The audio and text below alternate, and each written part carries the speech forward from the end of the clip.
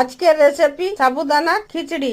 একদম ঝরঝরে সাবুদানার খিচড়ি বনে রেডি। এমনি ভাবে বানাই নিয়ে যে কোনো উপবাসে খেতে পারেন। সাবুদানা খিচড়ি বানার জন্য সাবুদানাকে ভিজাই নিয়েছি, আলুকে ছুলে কাটে ধুয়ে নিয়েছি, বাদাম নিয়েছি, মটরশুঁটি নিয়েছি আর সন্দুক নুন নিয়েছি। এরপর প্রথমে বাদামকে ড্রাই রোস্ট করে নিয়ে ঠান্ডা করে মিক্সিয়ে দিয়ে পাউডার বানাই নেব।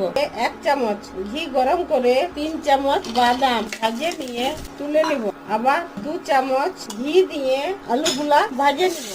এর সঙ্গে মটরশুঁটি আর পরিমাণ মতো সন্দুক নুন দিয়ে এগুলা ভাজে নিব।